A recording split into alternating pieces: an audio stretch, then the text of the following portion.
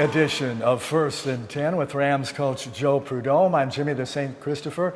As the Rams get their first win in 77 years, the first on-the-field win in 77 years with the convincing 36-7 win over Texas College Saturday night at Farrington Field in Fort Worth. Coach, how much of a weight, no puns intended, with the weights around you, is off your shoulders and the team's shoulders? Oh, I mean, quite a bit. I mean, we constantly are trying to, strive to get to that victory like we were working on. Something we've been wanting to do for a long time, been close several different times. So, it was really satisfying and it felt good to, get a burden lifted. Did you have any sense going in that it was going to be a special night? I did. I mean, we practiced really well last week. We were very well prepared. The kids were really focused. They've been focused all year. I got to give them credit. They've been sharp. But there was just something a little bit different about it. Their confidence level was up a little bit. They knew they had played some really strong opponents, and we felt like we had really prepared them for conference play. So needless to say, they were fired up. Did you have to say anything to them when we had that long storm delay? Yeah. Did you have to kind of calm them down a bit? Yeah. I mean, they were really getting fired up, and they were, wanting to just get going. And I just told them, I said, gentlemen, the teams that win in delays are the ones that just calm down, wait, get off your feet. Just kind of, you relax. There's nothing you can do, so why waste energy? Why stand around? When you stand, you're going to drain your legs anyway. So, yeah, we got calmed down, and they responded well. They there's a maturity that's starting to grow with them, and it's good to see. And he had number one out there under center, Donovan Ice. And how soon before the game did you know that he was going to start? Probably, day before. We had to go through the practice week just to see how he would respond, and he responded well. And he wasn't as sharp as he had been, but that's part of it. And coming off an injury, and when you're a quarterback, reps are everything. To get that sharpness and the timing down. And I expect he'll be even better this week.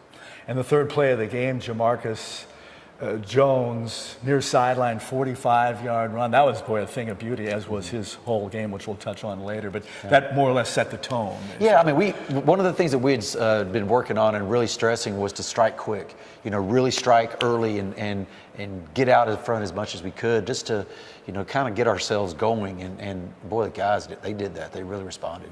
I know I got to miss somebody here, but block punt for a touchdown. Dylan Pedway and Chance Carroll were involved in that. A combined safety, tackle safety, Byron Tate and Zaylen Long.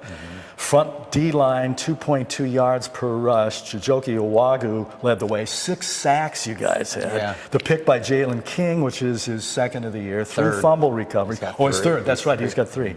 3 fumble recoveries. A long kickoff return by Jordan Griffin. Nice TD catch by the long, fast, lean Collier Ricks. And then Jamarcus Jones, 135 yards, 3 TDs. He only had 1 TD total in 12 games, and he had 3 in this game. So. Yeah, he's special talent, and the best thing about him is probably his attitude and the way he plays, his mentality. He's got great vision. When he puts his foot in the ground to make a cut, it's very, very decisive. He's hard to tackle. He's very physical, but he has just a relentless spirit about him when he plays the game, and he really calls other people, out when they don't, in practice and other ways. So yeah, he had a heck of a game. And Jordan Griffin, he got him some snaps too at running back. Jordan is a really smooth athlete when you watch him. I mean, when he's same thing. When he sees that gap open, he just puts his foot in the ground and goes. And he's got deceptive speed. He's got good change of speed as well, direction, which some backs don't have, some do. So yeah, he had a really nice game as well. Then after the win, I noticed a big portion of the crowd waiting on the field outside the locker room.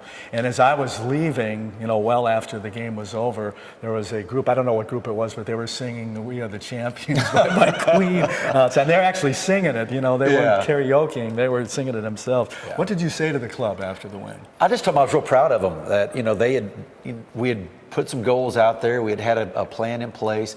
I complimented them on their maturity before the game to just settle down because they were really wanting to go, get their mind right, and then the execution, piece. I felt like we made some mistakes. We're still a little bit sloppy, but it gave them a glimpse of what they can be.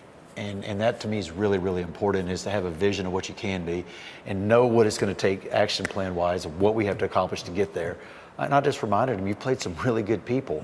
You're prepared for conference now. You executed, and man, it just they felt the same way I did, and we all did. Is you you get the relief of the monkey off your back, as it were, and shoot, I was proud of them. They played hard, played real hard. Yeah.